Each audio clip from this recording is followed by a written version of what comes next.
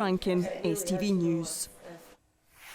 Now, an artist from East Lothian is hoping to change the narrative around female representation in art by sculpting portraits of women and girls across the country. Natasha Phoenix aims to empower women through her project by creating sculpture through the female gaze. Our reporter Amy Flett went along to meet her. For the last few months, Natasha has been sculpting women in this unassuming caravan in East Lothian. Already she's built up quite the collection, with each face holding a different story. Oh, come on in. Victoria is among some of the first involved in the project that's aiming to empower women through art. And now she's seeing the finished product for the first time. Oh no, it's you! Yeah, it really is. It's you with your heat held high. Thank you. Oh, come here.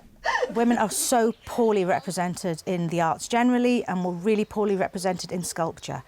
We're mostly sculpted by men, and so we call that the male gaze. And when women are sculpted through the male gaze, we're very much looking how we're supposed to look for what's beautiful at that time. We're slimmed down, we're beautified, whereas women, when we're sculpted through the female gaze, which is what I'm trying to do, we look like the women that we are. We tell our real stories, not through a man's eye. And I really wanted to address the imbalance. Scotland has not got a brilliant record, so I hope that I'm going to get a chance to do some sculpture with women and that will be in the public for children and other people to say, we exist, we are here. For every 3 paying customers, Natasha is sculpting 2 women completely free.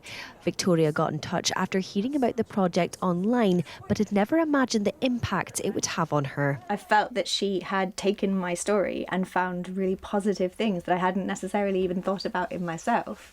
And really kind of celebrated those in what she produced. You know, I do feel just really celebrated as a person in a way that I would never have come up with myself. It's quite amazing to have something created of you that will probably last way beyond your lifetime. And little did I know, Natasha had a small surprise for me in store.